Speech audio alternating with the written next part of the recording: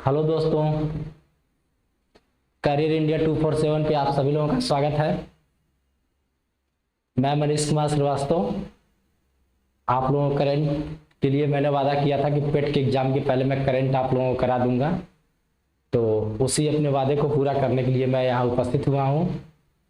और मेरी कोशिश रहेगी कि अधिक से अधिक क्वेश्चन आपके करंट में जो 10 क्वेश्चन आते हैं वो कवर अप हो जाए। अधिक से अधिक मेरी कोशिश है। अभी मैं थोड़ा सा व्यस्त था, मेरा पेपर था, पीसीएस का मेंस का एग्जाम था, तो मैं उपस्थित नहीं रहा, लेकिन मैं अब आ गया हूँ। तो हम लोग जो है, अब कोशिश यही रहेगी कि आप लोगों को पेट में जितने क्वेश्चन आए वो लगभग मैं कवर करा दूँ यहाँ पे। तो चलिए फिर भगवान का नाम लेते हैं, स्टार्ट करते हैं। और स्क्रीन पे आपके पहला क्वेश्चन है, ये देखिए एक क्वेश्चन है, देखो बेटा सब लोग और इसका आंसर दो।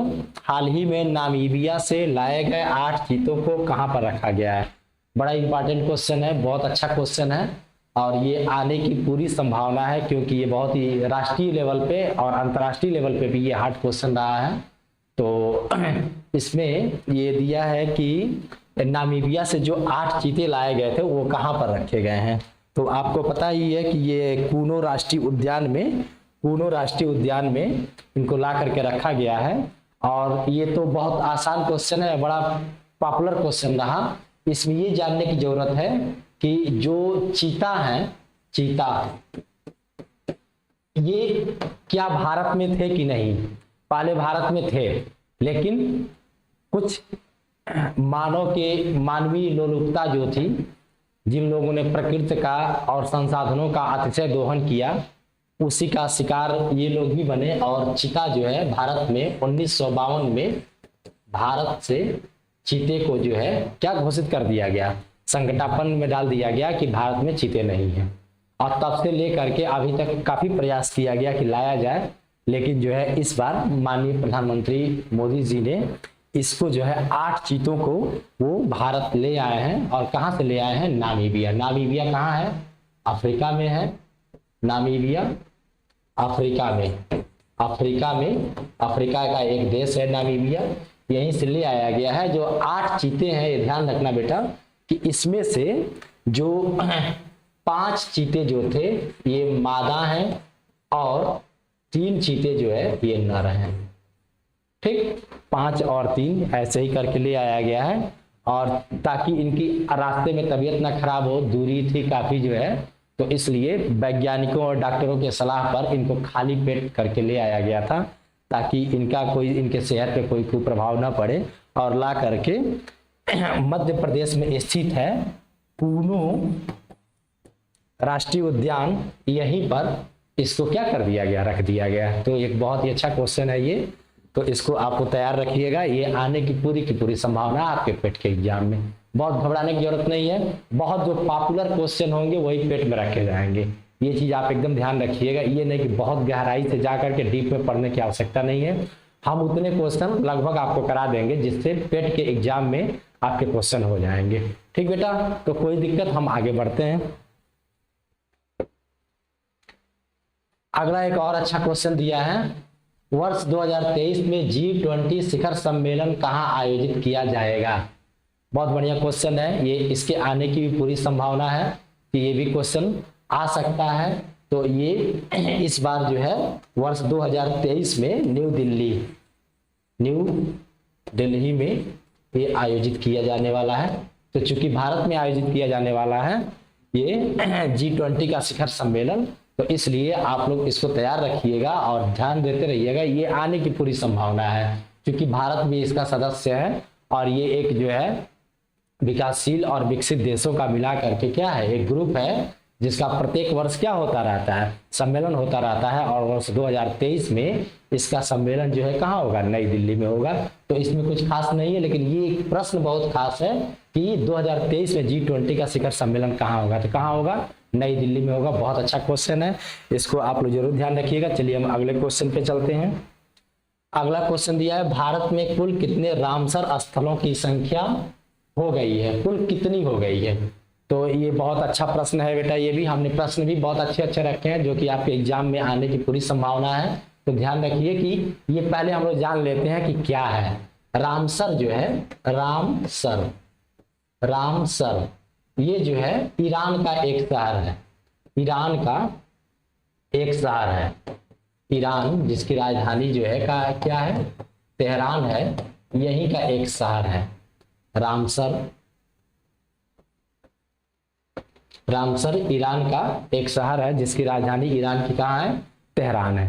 और यहीं से जो है इसी शहर में 1971 में एक सम्मेलन हुआ था, और जिस सम्मेलन में क्या कहा गया था कि विश्व की जितनी आर्द्र भूमियां हैं उनको सूचीबद्ध किया जाता है। ठीक है, तो उसी के तहत जो है विश्व की कुछ आर्द्र भूमियों को सूचीबद्ध किया जाता है। आर्द्र भूमि, आर्द्र भूमि, आर्द्र भूमियों को क्या किया जाता है, सूचीबद्ध किया जाता है। आर्द्र भूमियों का बेटा हमारे प्रकृति में, हमारे पर्यावरण में, हमारे पारिस्थितिकी तंत्र में एक बहुत बड़ा रोल होता है। इसे प्रकृति का गुर्दा भी कहा जाता है। जानते रहिएगा, प्रश्न आता है कि प्रकृति का गुर्दा किसे कहा जाता है। प्रकृति का गुर्दा, गुर्दा, प्रकृति का गुर्दा किसे कहा जाता है, इसे आर्द्र भूमि को ही कहा जाता है। तो ये हमारे पारिस्थितिकी तंत्र के लिए एक बहुत इंपॉर्टेंट प्लेस होता है, जो कि हमारे पारिस्थितिकी तंत्र पे एक बढ़िया और खराब दोनों प्रभाव डालता है। तो इसलिए इसी को सूचीबद्ध किया जाता है। इसी वजह से उन स्थलों को रामसर स्थल कहा जाता है। और अभी हाल ही में सितंबर में एक सम्मेलन हुआ है, सितंबर में एक सम्मेलन हुआ है जिसमें भारत में फिर 11 रामसर स्थल जो है नए क्या किए गए हैं, चिन्हित किए गए हैं। और वर्तमान में इनकी संख्या कितनी हो गई है, 75 हो गई है। कितनी हो गई है, 75। तो बहुत अच्छा क्वेश्चन है, अभी सितंबर में ही हुआ है ये। तो ये प्रश्न आ सकता है कि रामसर, भारत में कुल कितने रामसर स्थल चिन्हित किए गए हैं, अभी तक के कितने हो गए हैं, 75 हो गए हैं। ठीक है, इसमें एक चीज और ध्यान रखिएगा कि एक प्रश्न और आ सकता है, क्योंकि आप यूपी से संबंधित हैं। ठीक है, यूपी से संबंधित है, तो यूपी में रामसर के कितने स्थल हैं, यूपी में 10 स्थल है।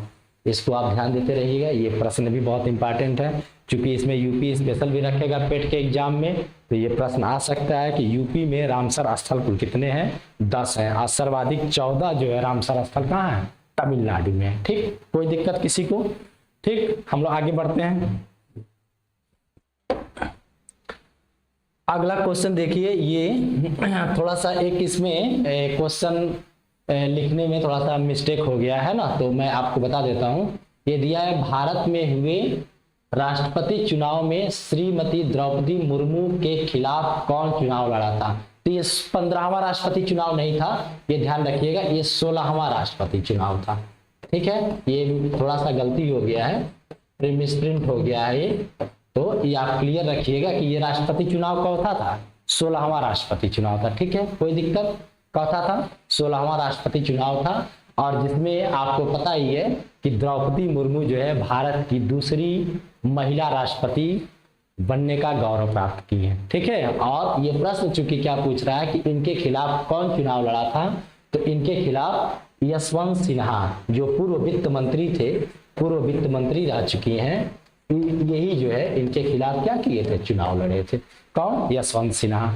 ठीक है, बहुत अच्छा प्रश्न है, निश्चित रूप से आना ही आना है। तो ध्यान रखना बेटा कि इनके खिलाफ, तो ये चीज ध्यान रखना कि ये कांग्रेस द्वारा घोषित किए गए उम्मीदवार नहीं थे, ये संपूर्ण विपक्ष द्वारा घोषित किए गए उम्मीदवार थे। कौन, यशवंत सिन्हा। ठीक है, द्रौपदी मुर्मू के बारे में थोड़ा सा हम लोग जान जाते हैं कि द्रौपदी मुर्मू कौन थी। द्रौपदी मुर्मू, इनका जन्म ओडिशा में हुआ। कहां पे हुआ, ओडिशा, जिसकी राजधानी कहाँ है, भुवनेश्वर, भुवनेश्वर।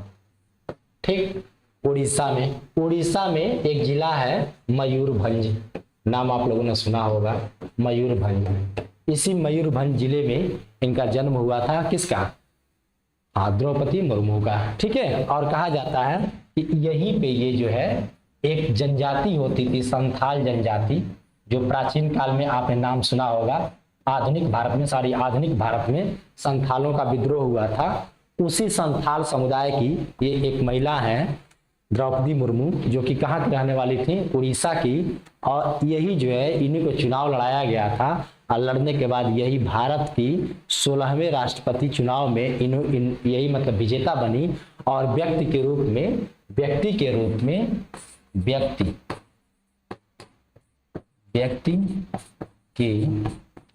में ये 15वें राष्ट्रपति बनी।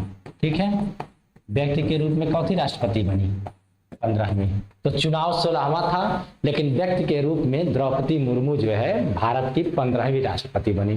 कोई दिक्कत किसी को? ठीक है। एक और ध्यान रखे रहिएगा, ये प्रश्न पूछा जा सकता है पेट के एग्जाम में कि ये बनने के पहले ये कहाँ की राज्यपाल थी। ठीक है, तो द्रौपदी मुर्मू जो है ये झारखंड की राज्यपाल भी रही, झारखंड की राज्यपाल भी रही। राज्यपाल 2015 से लेकर के 2021 तक ये झारखंड की क्या रही, राज्यपाल भी रही। ठीक है, और भी इनके बारे में बहुत सारे क्वेश्चन हैं, लेकिन आप लोग इतना जानते रहे जैसे कि ये भारत की दूसरी महिला राष्ट्रपति बनी, और ये एक सबसे युवा राष्ट्रपति, मतलब सबसे कम उम्र में राष्ट्रपति यही इन्हों को बनने का गौरव प्राप्त हुआ। मात्र 64 वर्ष की उम्र में ये राष्ट्रपति बनी। इतनी कम उम्र में अभी तक कोई राष्ट्रपति नहीं बना था। ठीक है, अगला कहा जाता है कि स्वतंत्रता के बाद जन्म लेकर राष्ट्रपति बनने वाली ये पहली राष्ट्रपति हैं। तो इसमें बहुत सारे क्वेश्चन हैं, लेकिन आप देखो जितने क्वेश्चन थे लगभग हमने बता दिए हैं। ठीक है, वो आप कर लीजिएगा। पॉलिटी में राष्ट्रपति वाला टॉपिक भी आप देख लीजिएगा, उसको पढ़ लीजिएगा कि चुनाव कैसे होता है, उनके निर्वाचन मंडल में कौन कौन लोग होते हैं, चुनाव अधिकारी कौन होता है, कौन शपथ दिलाता है, कैसे कैसे सारी चीजें आप लोग सब कुछ जानते हैं जो है करंट का, इसको देख लो। तो हमने सब कुछ लगभग बता दिया। ठीक है, आगे चलते हैं। नेक्स्ट क्वेश्चन, भारत में हुए 14वें उपराष्ट्रपति चुनाव में जगदीप धनखड़ के खिलाफ कांग्रेस ने किसे खड़ा किया था? तो ये ध्यान दो बेटा, इसमें भी थोड़ा सा मिसप्रिंट हुआ है। ये भी 16वां राष्ट्रपति चुनाव, उपराष्ट्रपति चुनाव था, 16वां उप राष्ट्रपति चुनाव था, जिसमें विजेता कौन बना था? विजेता जगदीप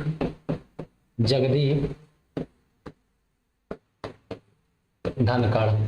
ये राजस्थान के रहने वाले हैं, झुंझुनू जिले के। राजस्थान में एक झुंझुनू जिला है, वहीं के रहने वाले हैं।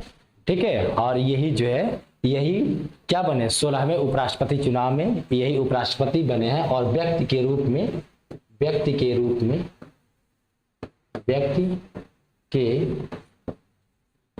में ये 14वें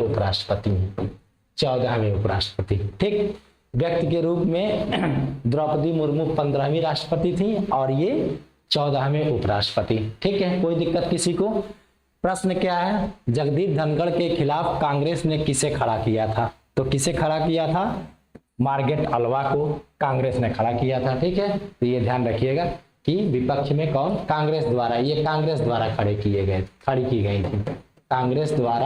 कांग्रेस ने इनको मार्गरेट अल्वा नामक एक महिला को क्या किया था? खड़ा किया था, है ना। उपराष्ट्रपति चुनाव में महिला हारी या राष्ट्रपति चुनाव में पुरुष हारा। ठीक है, तो ये है, इसको आप ध्यान रखिएगा। अच्छा क्वेश्चन है। ये कांग्रेस द्वारा समर्थित मार्गरेट अल्वा थी, इन्हीं को खड़ा किया गया था। लेकिन जो है इसमें जगदीप धनखड़ जो राजग द्वारा एनडीए द्वारा क्या किए गए थे?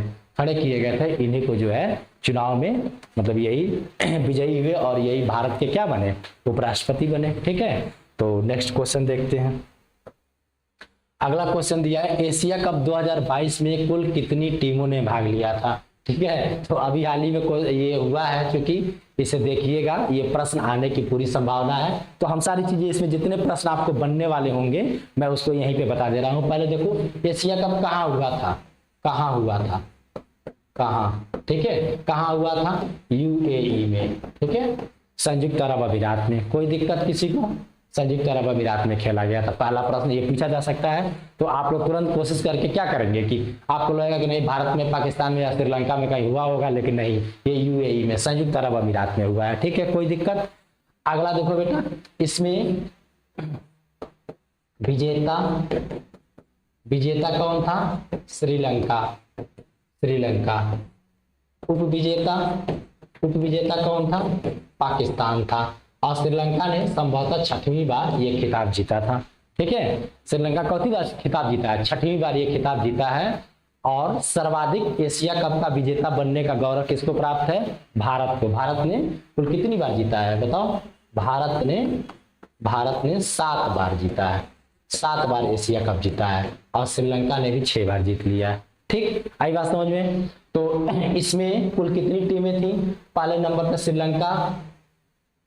श्रीलंका तो थी, पहले नंबर पर श्रीलंका थी, दूसरे नंबर पे भारत, तीसरे पे पाकिस्तान, चौथे पे कौन था? बांग्लादेश, 5वें नंबर पे कौन था? अफगानिस्तान, और 6वें नंबर पे कौन था? हांगकांग। ठीक बेटा, 6 टीमों ने भाग लिया था। बहुत ही अच्छा क्वेश्चन है। एशिया कप में इस बार 6 टीमों, देखिए क्वेश्चन कितना अच्छा बनाया है। ये नहीं पूछा है, वो सब जानता है कि कौन विजेता है, कौन उप विजेता है, वो सब लोग जानते हैं। क्वेश्चन पूछ दिया कि कितनी टीमों ने हिस्सा लिया था। कितनी टीमों ने हिस्सा लिया था? 6 टीमों ने हिस्सा लिया था। कोई दिक्कत किसी को? विजेता कौन बना था? श्रीलंका बना था। उप विजेता कौन बना था? इसमें पाकिस्तान बना था। अब मैन ऑफ द मैच या मैन ऑफ द टूर्नामेंट हंसरंगा बना था। ठीक है, आप लोगों को पता ही है। Man of the match, man of the tournament, वहां का जो खिलाड़ी था बॉलर हंसरंगा वही बना था। ठीक है, तो ये ध्यान रखिएगा, ये भी प्रश्न पूछा जा सकता है। ठीक है, अगला जो इसमें एक प्रश्न और आने की संभावना है, जो हमने सोचा कि ये प्रश्न हो सकता आ जाए। 2023 में एशिया कप, अगला एशिया कप कहाँ होगा? 2023 में अगला एशिया कप कहाँ होगा? 2023 में एशिया कप कहाँ होगा? एशिया कप 2023 में कहाँ होगा? ये पाकिस्तान में होगा। कहाँ होगा? पाकिस्तान में। तो ये देख लीजिएगा, ये हो सकता है क्वेश्चन पूछ दे। ठीक है, वो क्वेश्चन ऐसा पूछने की कोशिश करे जिसपे आपका ध्यान ना जाए, तो इसलिए आप देखते रहिएगा। हमने सारी चीजें लगभग इसमें बता दी। कोई कहीं से कुछ अब इससे प्रश्न आता है तो आप निश्चित रूप से कर ले जाए, कोई दिक्कत नहीं। ठीक है, नेक्स्ट क्वेश्चन देखा जाए। अगला क्वेश्चन दिया है, वर्ष 2022 में अंतर्राष्ट्रीय बुकर पुरस्कार किसे दिया गया? 2022 में अंतर्राष्ट्रीय बुकर पुरस्कार किसे दिया गया? ये बहुत ही अच्छा क्वेश्चन है। ये दिया है गीतांजलि श्री, ममता कालिया, संजय बारू, प्रभा खेतान। तो ये किसको दिया गया? गीतांजलि श्री को दिया गया है। रेत समाधि इनका उपन्यास था, उसी के लिए जो है इनको क्या दिया गया? अंतर्राष्ट्रीय बुकर सम्मान दिया गया है। और यह बुकर पुरस्कार जो है किस क्षेत्र में दिया जाता है? साहित्य के क्षेत्र में दिया जाता है। साहित्य के क्षेत्र में दिया जाता है। कोई दिक्कत किसी को? ठीक, तो इतना आप लोग ये कर लो, इसमें कुछ बताने लायक बहुत नहीं है, बस इसमें यही पूछ सकता है। अगला हम लोग क्वेश्चन देखते हैं। भारत का 14वां महान्यायवादी किसे नियुक्त किया गया है? ठीक बेटा, है ना? बहुत बढ़िया क्वेश्चन है, ये ध्यान रखना। महान्यायवादी, इसका उल्लेख जो है संविधान के आर्टिकल 76 में हुआ है। महान्यायवादी क्या होता है? ये भारत का विधि अधिकारी होता है। भारत सरकार का विधि अधिकारी होता है। क्या होता है?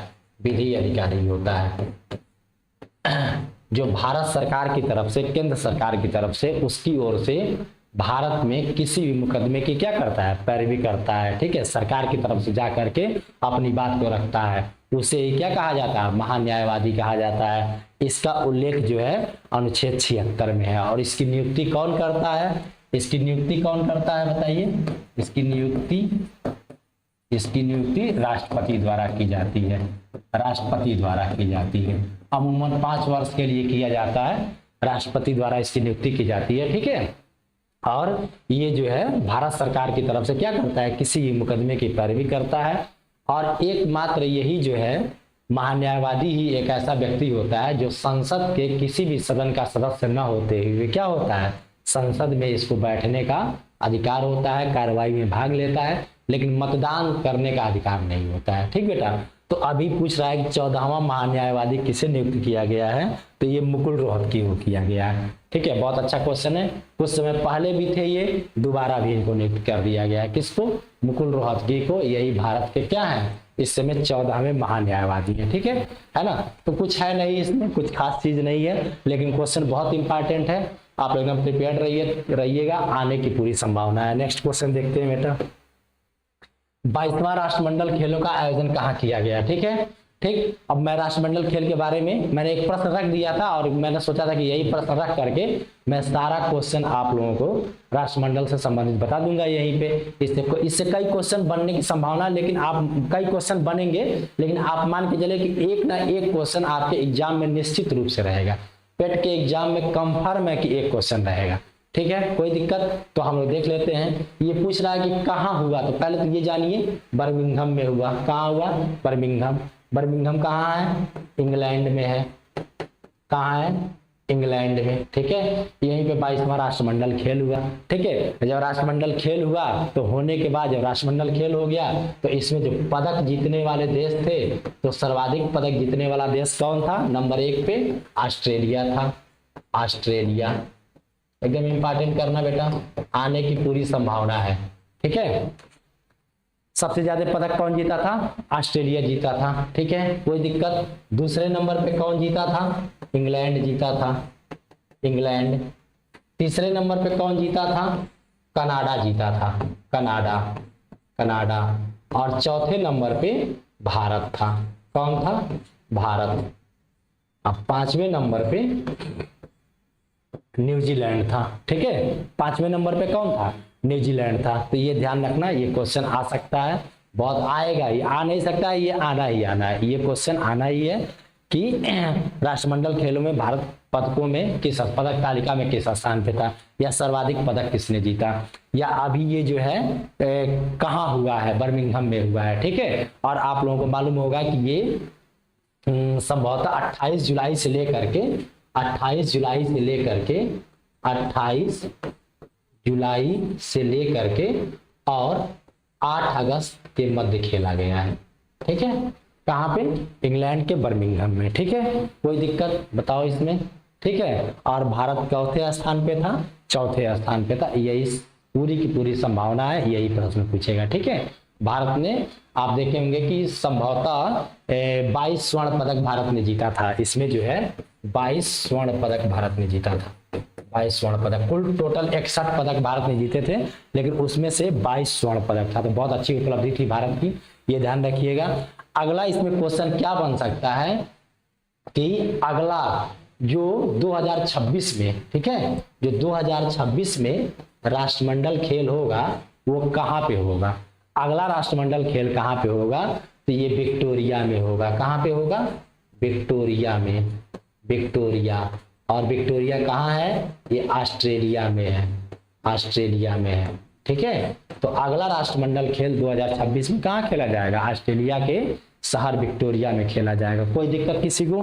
नेक्स्ट देख लो। नेक्स्ट क्वेश्चन दिया है, सतत विकास रिपोर्ट 2022 में भारत का कौन सा स्थान है? ठीक बेटा, मान के चलो कि 7 से 8 सूचकांक हैं जो हम आपको पढ़ाएंगे और उससे प्रश्न आपका आ जाएगा। पिछली बार पेट में हमको लग रहा है कि खुशहाली सूचकांक संभवतः पूछा था। विश्व खुशहाली सूचकांक में कौन देश नंबर 1 पे है ना? तो ये आप 7 या 8 है, बहुत ज्यादा नहीं है। और हर जब मैं कराऊंगा यहाँ पे ऑनलाइन तो रोज 1 या 2 रख करके 7-8 मैं करा दूंगा, तो आपको उससे क्वेश्चन आपको मिल जाएगा, कोई दिक्कत नहीं होनी चाहिए। ठीक बेटा, है ना? तो इसमें भारत का स्थान 121वां था। ठीक बेटा, इसमें कुल देशों को, कितने देशों को समाहित किया गया था? 163 देशों को समाहित किया गया था। 163 देशों को समाहित किया गया था। और उसमें जो शीर्ष स्थान प्राप्त हुआ है, शीर्ष स्थान में जो है फिनलैंड है। कौन है? फिनलैंड। फिनलैंड नंबर 1 पे है सतत विकास। ठीक है, फिनलैंड की राजधानी कहाँ है? राजधानी इसकी हेलेंसिकी है। हेलेंसिकी, जिसको झीलों का देश कहा जाता है। फिनलैंड को क्या कहा जाता है? झीलों का देश कहा जाता है। झीलों का देश कहा जाता है। ठीक है, यही जो है क्या है? शीर्ष स्थान पे है। तो है क्या बेटा? सतत विकास होता क्या है? वर्ष 2012 में रियो डी जेनेरियो में एक सम्मेलन हुआ था। उसी सम्मेलन में विश्व के सभी देशों ने मिल करके एक नियम लागू किया था जिसमें कहा गया था कि हमें क्या करना है, कुछ लक्ष्य ऐसे हैं, ठीक है, सतत विकास के, ठीक है, 17 लक्ष्य निर्धारित किए गए 2012 में, जिसमें गरीबी था, भूखमरी था, वनोन्मूलन को रोकना था, कुपोषण की समस्या को रोकना था, लैंगिक अनुपात जो है, जो लैंगिक अंतराल है उसको घटाना था, समाज में समानता लानी थी, शुद्ध जल की बात, स्वच्छ पेयजल की बात की गई थी, उद्योगों को कम करना था, ठीक है। इस तरह के 17 लक्ष्य रखे गए थे जो हमारे पर्यावरण के लिए क्या थे, अनुकूलतम थे। तो ये 17 लक्ष्य निर्धारित किए गए 2012 में। कब किया गया बताओ, 2012 में। कितने लक्ष्य निर्धारित किए गए, 17। इसको पाने का टारगेट क्या रखा गया कि 2030 तक इसे क्या कर लेना है, प्राप्त कर लेना है, ठीक है। आई बात समझ में कि 2030 तक इस लक्ष्य को प्राप्त कर लेना है। और प्रत्येक वर्ष क्या होता है कि एक एजेंसी द्वारा इसका सर्वे किया जाता है कि कौन से देश ऐसे हैं जो क्या कर रहे हैं, इस क्षेत्र में या इसको इस कदम मतलब इस क्षेत्र को पाने के लिए 17 जो सतत विकास के लक्ष्य रखे गए हैं उसको प्राप्त करने के लिए कौन से देश जो अच्छे कार्य कर रहे हैं। तो उसमें फिनलैंड क्या हुआ, नंबर 1 पे आया। और अंतिम स्थान जो है वो किसका था, अंतिम स्थान जो था वो दक्षिणी सूडान का था। किसका था, दक्षिणी सूडान का। ये अंतिम स्थान पे है, दक्षिणी सूडान अंतिम स्थान पे है और फिनलैंड नंबर 1 का स्थान पे। और भारत का स्थान कितना है बताओ, 121वां। तो ये भारत वाला याद रखना बेटा, इसी को पूछने की पूरी संभावना है। सतत विकास लक्ष्य में या सतत विकास लक्ष्य रिपोर्ट में भारत किस स्थान पे है, किस स्थान पे, 121वें स्थान पे, ठीक है। आगे देखा जाए नेक्स्ट क्वेश्चन,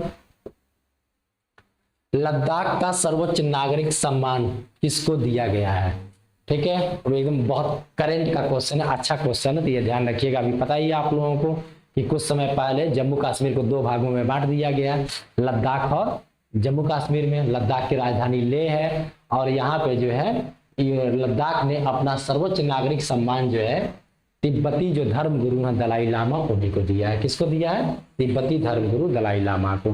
कोई दिक्कत किसी को, बहुत अच्छा क्वेश्चन है, इसमें कोई कॉन्सेप्ट नहीं है, ये याद करना है आप लोगों को, इसको आप लोग याद कर लीजिए, ठीक है।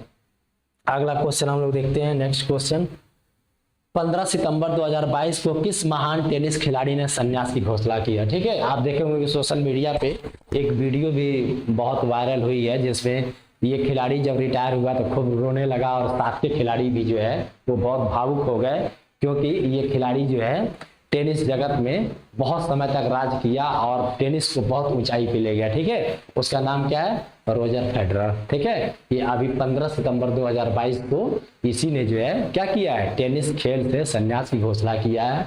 और रोजर फेडरर जो है स्विट्जरलैंड का क्या था, एक खिलाड़ी था। स्विट्जरलैंड की राजधानी क्या है, बर्न है, ठीक है, जो घड़ी उद्योग के लिए जानी जाती है, घड़ी उद्योग के लिए प्रसिद्ध, यही का रहने वाला है रोजर फेडरर। और इसी रोजर फेडरर ने क्या किया है बताइए, ये अपने खेल के संन्यास की घोषणा कर दिया है। काफी उपलब्धियां रही हैं, ठीक है। और कहा जाता है कि इसका अंतिम मैच जो था वो कौन सा था, लेबर कप में ये खेल करके क्या किया है, संन्यास की घोषणा कर दिया है, ठीक है। और इसके साथ राफेल नडाल जो स्पेन का खिलाड़ी है उसने भी खेला था, लेकिन अभी वो खेल रहे हैं। और रोजर फेडरर क्या होगा, रिटायरमेंट की इन्होंने घोषणा कर दिया।